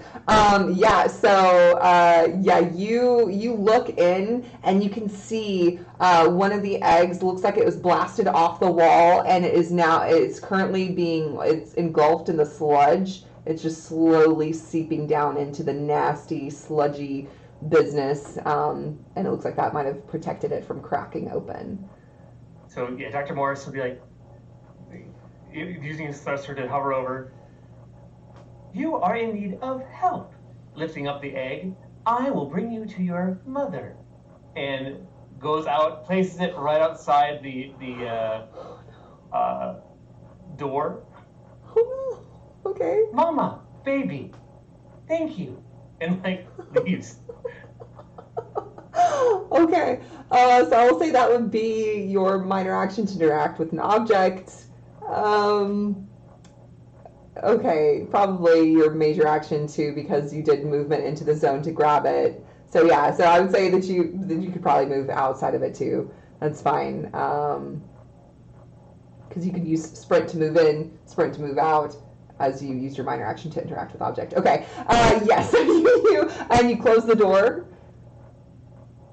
You said you left the egg and you closed the door. Left the egg and as long as the Nola is in. If the Nola's not in, yes. I am leaving the door open. I would say that you do, and then you can just hear as this door is not big enough for her to get out of. You can hear she skitters forward, and she is banging on the wall, trying to break down through the door, break down into the tunnel where you all are currently GTFOing, running down this tunnel, trying to get back to where you were. You can still hear as everything is shaking and rocking and debris is falling as she is trying to get out and get at you. You get back to the catwalk. Do you go back up or do you continue on to where, and I will say, Jetson, because of what you did, you will see that that other path does lead up closer to Diamond City. And not to what I told you before that you saw in your Pip-Boy. So would you go back up where y'all came down, or would you continue on the other path to try to get up and get around the super mutants and everything else that might be in the city? So, I know a path through the if I take the other detour, we stay in the sewers and still make our way. Yes, you could. And Rast will come up and he will... That was the close one. I didn't think that was going to be in there. Big fella, I think you need this more than I do, and he is going to inject a stim pack into your back, right into one of your back muscles, and 4 HP. Rast will also heal you 4 HP with a stim pack. Oh, so where are we going? Lead the way, Jetson. You got that little computer doohickey, don't you? Jetson's been moving. Jetson's okay. Vibing, flowing. Lafayette is just following. I'm going to walk up to BT and say, "Would you like a hug? Thank you for saving me." Oh. You know, there's nothing in this world that breeds success like success, and I think that was a great time we just had, don't you? And I give you a big hug. And I probably only come up to your belly button because you're huge, aren't you? I am, and I agree. That was a ton of fun. So we hug it out. Everything's cool. Let's walk out. Still simmering with a little smoke. Yeah, a little charred. It's okay. It smells like burn super youth. I'm not sure what that smells like. Has anybody seen my hair? Oh. Buddy, I think you know, toasted it. No, I don't remember that. I must have dropped it. We'll find it later. It's okay. Yeah, we'll get you some different. What color? You know what? What color hair you always been wanting? Oh, I'm not picky, you know. Life is like a blank canvas, and sometimes you just gotta add the color you want to see on it, you know. Maybe a little purples, some reds, some blues. And he just stares off blankly. So you hear, like, so you can still, you're back to the catwalk and you're talking and you feel a little bit more calm, but you can hear the banging slowly start to subside, and then you hear a pop as a mysterious gunfire from somewhere shoots from somewhere. You're not sure. You hear weird gunfire sometime all the time. But just let me know what if the mysterious stranger hits. Not that you would know if it kills the Mirelurk Queen or not, but yeah, it did show up right in the nick of time, or right, not in the nick of time. You're a lone gunshot and a Titan. So lone gunshot rolled a 4 and a 2. Oh, that. Mm-hmm. So and they always roll 3d20. Oh, 4, 2, and another 2. Oh, that. And then attack. See the attack custom 44 Magnum revolver inflicts 8. And so. But it's good information for me to have to know if 1, something 2, happens in 3, 4, 5, 6. Wait, so Fallout Boy is how many? 1 plus weapon effects if it has any. Okay, vicious physical damage. So that's they count as 1 2. plus. All right, so that's 1, 2, 3, 4, 5. Mm-hmm. 6, 7, 8, 9. Okay. So and then of that 9, there were 4 Fallout Boys. Oh, okay. 9 plus 4 more, so 13. He gets me. Okay, cool. And persistent damage from the Molotov. Yep, I took that. I actually did that just now, and that's why I was wondering about the mysterious stranger. Okay, cool. All right, yeah. So slowly, you don't really hear much anymore after that gunshot goes off. So you don't know if it's still alive or still dead, but you do know it is not after you anymore because it's trapped in that room, whatever the outcome of what it is. So you continue on. And then Yes. you get rid of your mysterious stranger perk for some reason. Because they're dead. The mysterious stranger died mysteriously. Or we level up. Those are the 2 options. We mysteriously all level up. So so do y'all want to go just back up, or do you want to continue to get as close to Diamond City as you can? Jetson's navigating through the sewers as far as close we can get. Okay. Wherever Jetson is going at this point, Lafayette is following Yeah. with machete in hand. No more messing around. I'm just like straight shooting fast. I'm like, should I just listen to you? Or let's just keep going. Okay. That's all I wanted to hear. Occasionally, Lafayette will try to, like, if Jetson is too distracted, Lafayette will absolutely stick their foot out to see if they can kind of trip Jetson. But I'm sure at some point it just becomes a game because Jetson will just continue to dance over the foot. So then Lafayette's making a game of it to see how quickly Jetson can recover. So that's just how that's going to go. All right. Jesus, that one rando dungeon door was great, and others, it's never open it. Just, let's never look there again. Okay. So you are navigating the other direction that you could have gone in the tunnels, yeah? Yes, that is still presumably safer than dealing with raiders, civilians, and robots with a vendetta. Okay.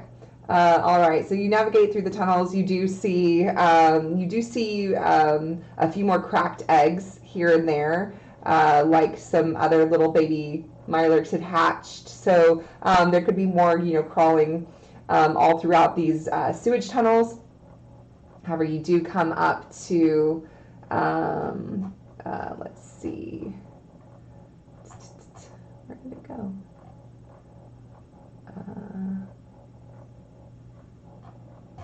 Sorry, one second.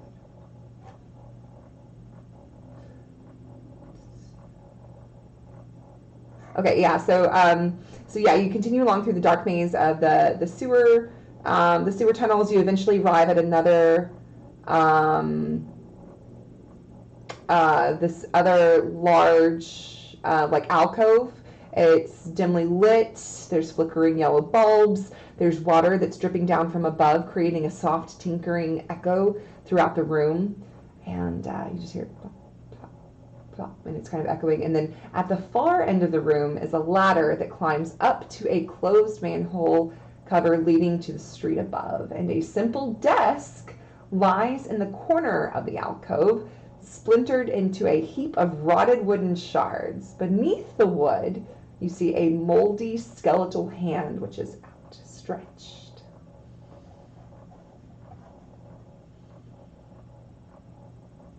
How may I be of service? As Dr. Morrison goes over to see the hand sticking up. Yeah, he's basically beneath like a bunch of wooden shards of a desk, like almost maybe dropped on him or something. But you can see he's wearing, so the corpse it's like a diminutive man. He's wearing an old worker's uniform. But yeah, like he's dead. Yeah, Jetson's gonna ignore that and try to continue on. You gonna go up the ladder? I'm going. Dr. Morrison's going to just search a little bit, see if there's anything hidden there. Perception plus survival, sure.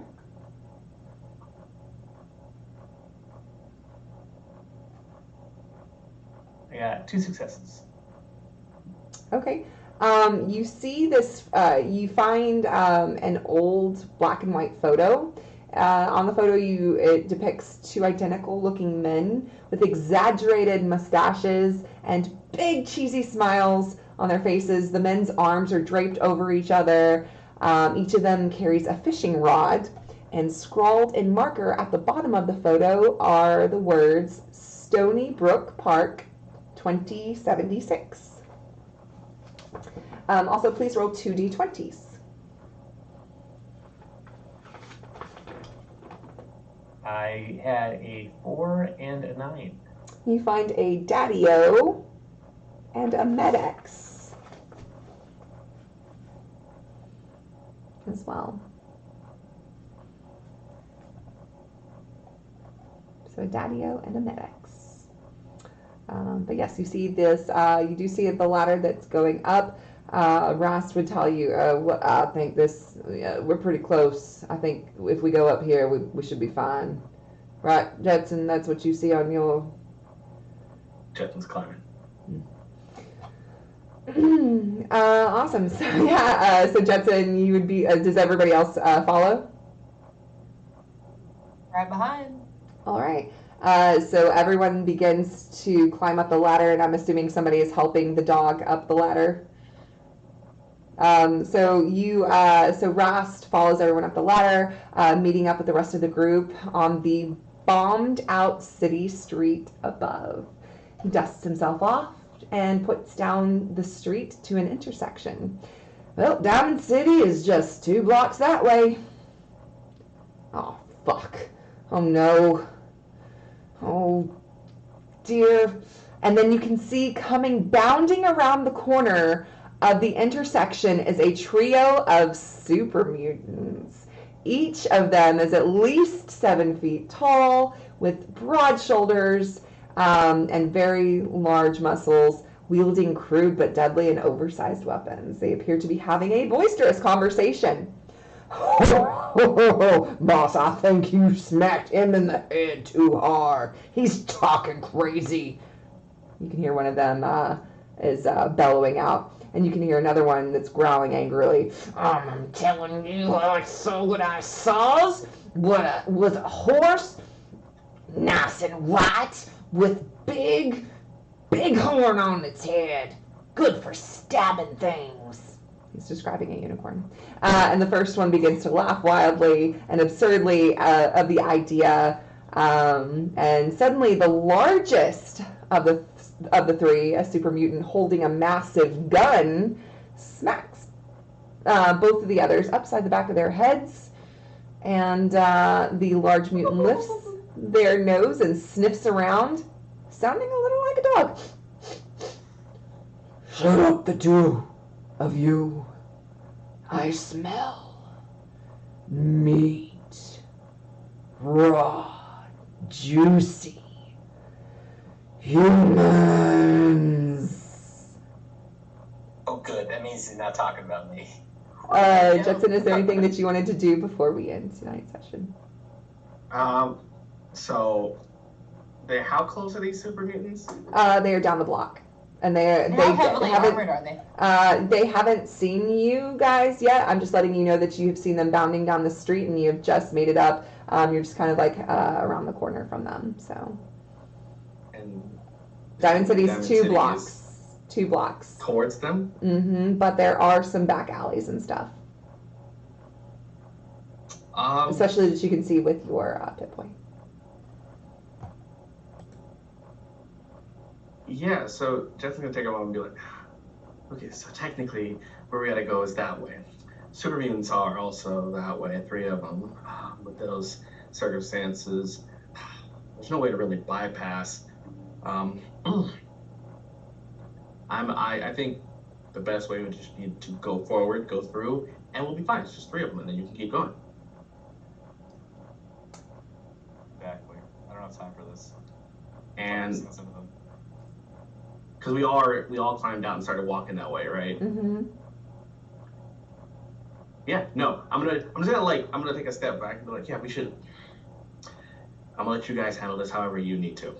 The best way is that way, but I don't do too well with conflict situations. All right.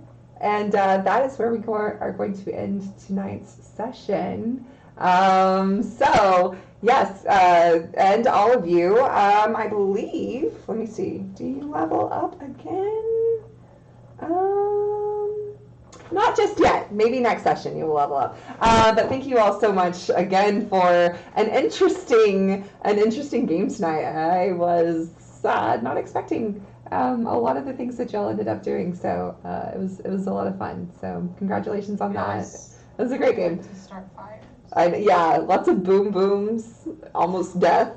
So that was interesting. So. Always in control. Yeah. So yeah, thank you all again for a wonderful game. Again, my name is April Hill. You can find me at stiletto_assassin on Instagram, stiletto DM on Twitter. Here every Monday night playing Vault in the Wasteland with my friends. And we are raising money for St. Jude Children's Hospital for children with cancer and other childhood illnesses. So we will be doing that the rest of this campaign, which we have 2 episodes left. So I hope you will donate and watch. And we really appreciate everybody that tunes in every night. I would like to go around and give everyone a sign off again. So Jay. Hey, Jetson's who I play, but you can call me Jay, casual. You can find me on all social media at just2casual. And oddly enough, as everyone looks at the super mutants, this odd whirring of machine goes off, and what, a stealth boy? Who knows? Stealth boy? But for the next 2 weeks, I will actually be over in the UK starting this weekend for D&D in the Castle with my delightful partner, Beth the Bard, as we are going to be having some great experiences where she's the main table running a great experience, and I'll be doing a bunch of other guest stuff all around. So that'll be a great experience as we're also getting ready to launch Lamortia, the expert of the Ravenloft experiences after she is the ancient, the Curse of Strahd gender bent experience. It is delightful. So that's all on lamortia.com for all the details on that as we keep getting closer to a final product. Mind you, it is beautiful, it is elegant, and it is terrifying in all the worst ways possible. You thought the fears you saw were the things that creeped in the night. No, the dangers is what lurks beneath our flesh. See what horrors haunt beneath your body. Yes, we will miss you, but really exciting things happening in narrative-wise with that, so it works out.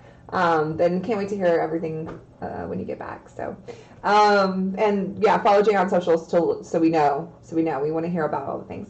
Okay, Anthony. Oh, did we get moved around the face?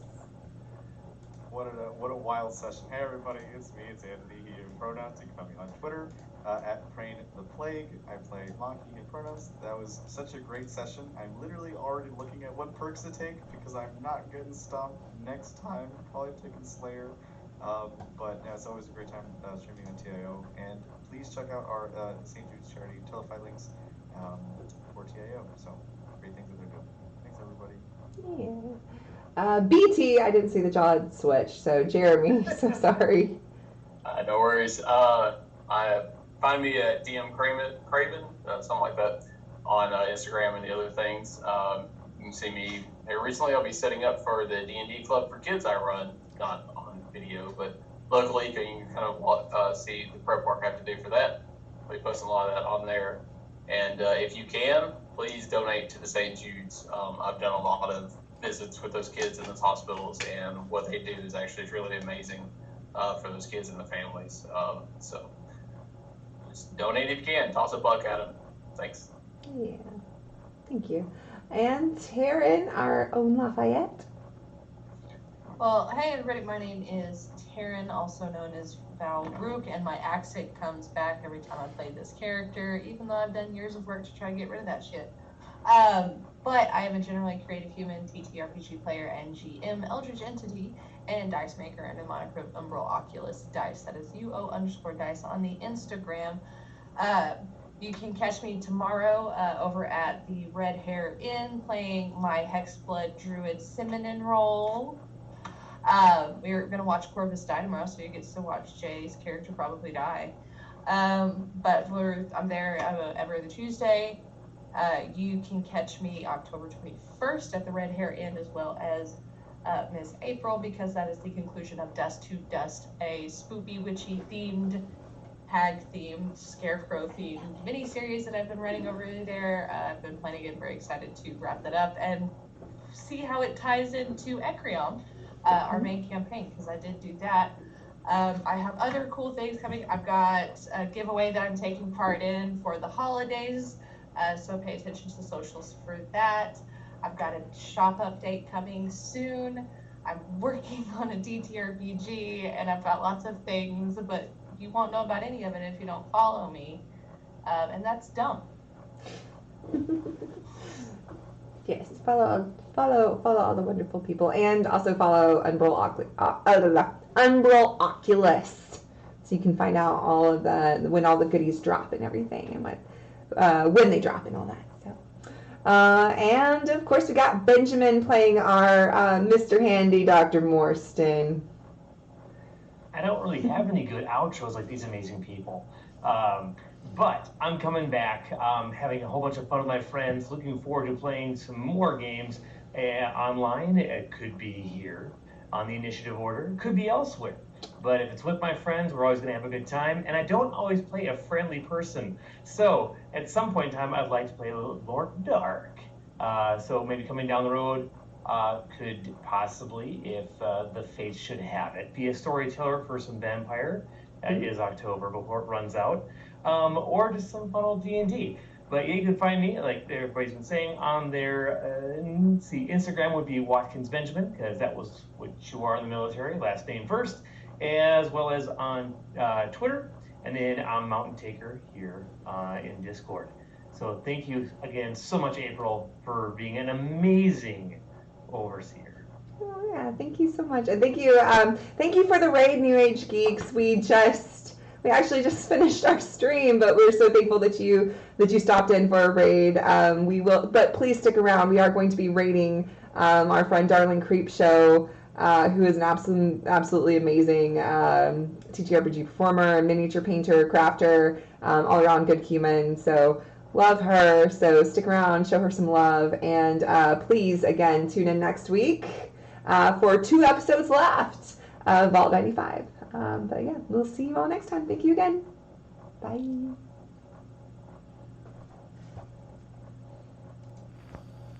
Bye.